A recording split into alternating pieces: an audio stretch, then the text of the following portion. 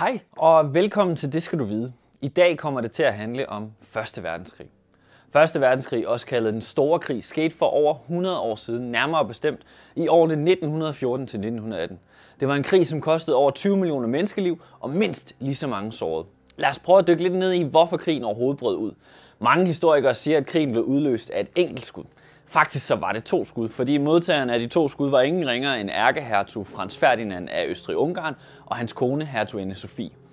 Det var den 28. juni 1914, og Franz Ferdinand og Sofie var på officielt besøg i den bosniske by Sarajevo, som på det her tidspunkt hørte til det østrig-ungarske rige. Mens ærkehertugparret kørte igennem byens gader i en åben bil, havde en gruppe serbiske nationalister, der tilhørte den hemmelige organisation Den Sorte Hånd, planlagt et attentat.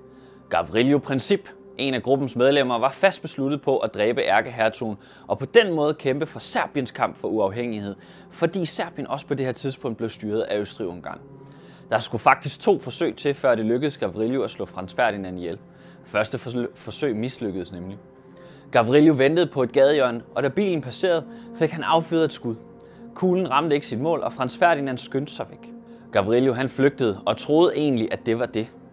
Men til hans held kom Franz Ferdinands bil ved et uheld til senere samme dag og drejede ned ad en forkert vej, hvor Gavrilo stod. Han greb sin pistol, og den her gang fik han hurtigt affyret 2 skud mod bilen og ærkehertugparret. Franz Ferdinand blev ramt i halsen, og hans kone blev ramt i armen. De døde begge 2 kort tid efter deres skudsår. Nu sidder du sikkert og tænker, hvorfor i hele hulen går hele verden i krig på grund af et mord i Sarajevo? Men det var simpelthen fordi, at på det her tidspunkt, der var der mega dårlig stemning i Europa. Tidligere krige havde gjort, at de fleste lande i forvejen var trætte af hinanden, og egentlig bare gik og ventede på, hvornår den næste konflikt ville komme. Nogle lande, især Tyskland, de ønskede faktisk en ny krig, da de havde nogle politiske og militære mål, som kun kunne opfyldes igennem krig.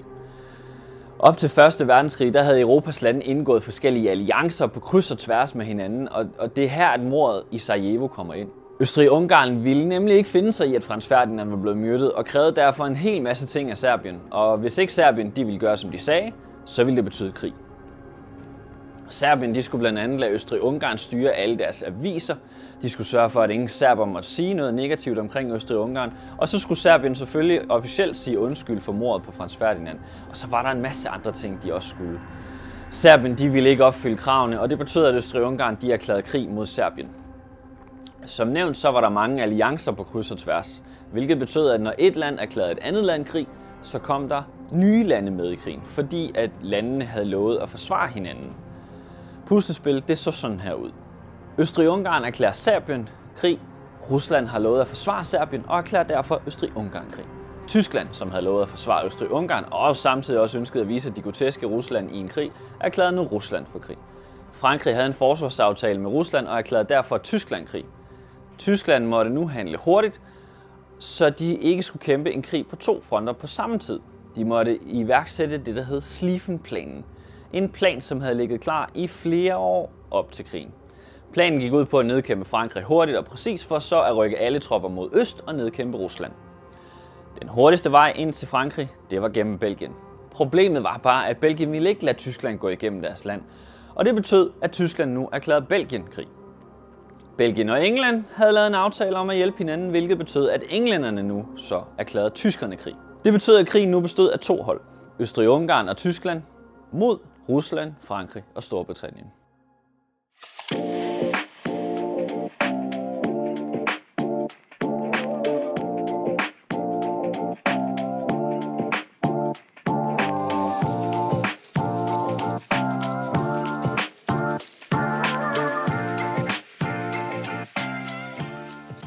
Millioner af mænd blev mobiliseret over hele Europa, og det stod hurtigt klart, at mange af dem nok ikke ville vende hjem igen. Krigen var nu i gang, og det blev hurtigt en verdensomspændende krig. Kolonimagterne som Storbritannien, Frankrig og andre lande, de kæmpede ikke kun i Europa, de kæmpede faktisk også i deres kolonier rundt omkring i verden, blandt andet i Afrika og Mellemøsten og Asien. 1. verdenskrig blev som sagt kæmpet på flere fronter, hvor 2 af de mest betydningsfulde var Østfronten og Vestfronten. Vestfronten var, hvis vi kigger på et Europakort, til venstre for Tyskland og Østfronten til højre for over mod Rusland. Hvor krigen på Østfronten hele tiden skiftede placering, fordi soldaterne vandt nogle slag og tabte nogle slag, så var krigen på Vestfronten meget mere stationær. Her var der langvarige kampe, som betød, at der blev gravet skyttegrave som aldrig før. Krigen var på mange måder meget mere moderne end tidligere krige havde været. For eksempel blev nyere våben og teknologier brugt i krigen. Blandt andet krigsfly, biologisk krigsførsel, kemisk krigsførsel og maskingevær. Man fornyede også en allerede før brugt krigsteknik, nemlig skyttegravene, som jeg nævnte før. Man havde tidligere gravet skyttegrave i krig, men det var ofte nogle, man gravede hurtigt og også hurtigt efterlod igen. Men under 1. verdenskrig så blev skyttegravene så betydningsfulde, at man faktisk efter krigen var slut, kaldte krigen for skyttegravskrigen. Skyttegravene de blev gravet dybere, og flere fik lange gang- og tunnelsystemer. Skyttegravene var faktisk soldaternes hjem. Et hjem, der ikke engang kunne sammenlignes med et etstjernet hotel. Skyttegravene de var blandt andet fyldt med mudder, rotter, affald og sygdomme, og det var ikke ligefrem de bedste leveforhold for unge mænd i krig.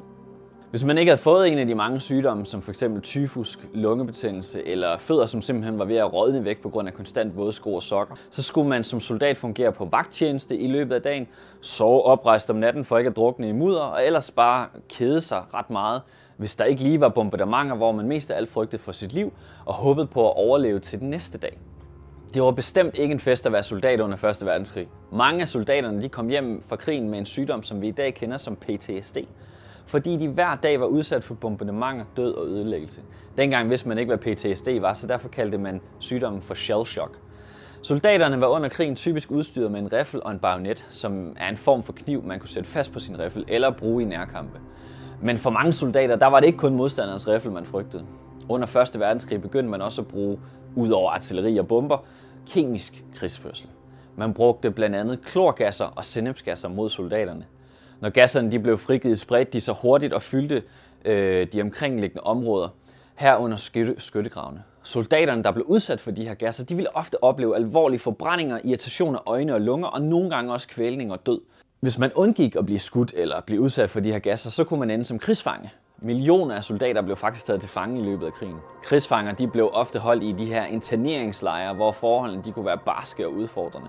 Lejrene var ofte overfyldte, og der var tit problemer med utilstrækkelig forplejning, dårlig hygiejne og rigtig mange sygdomme.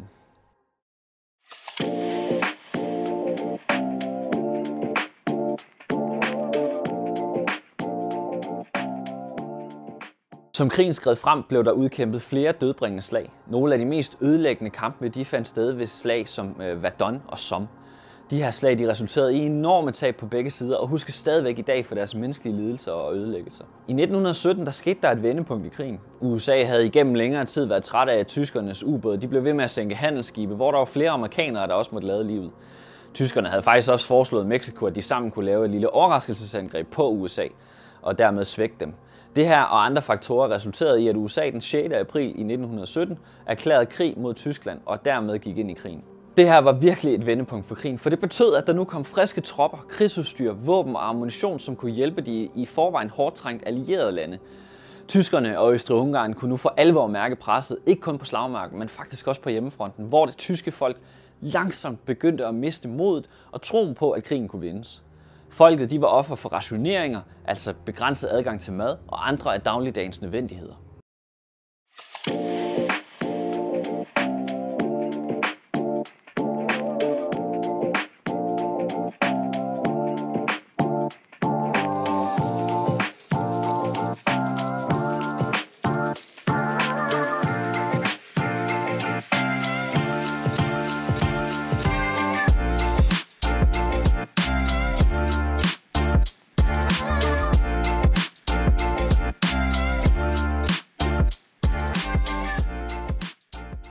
På slagmarken havde tyskerne det svært nu, efter at USA var gået ind i krigen. De begyndte at tabe terræn.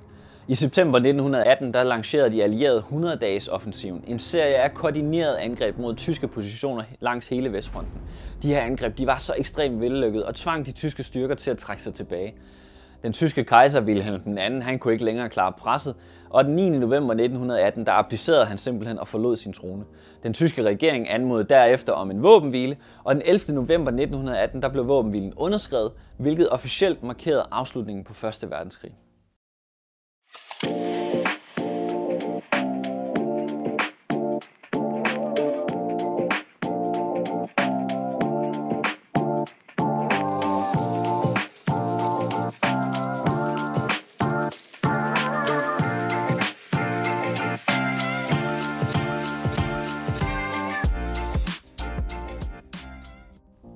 Det var det, du i grove træk skal vide om 1. verdenskrig. Tak fordi du så med.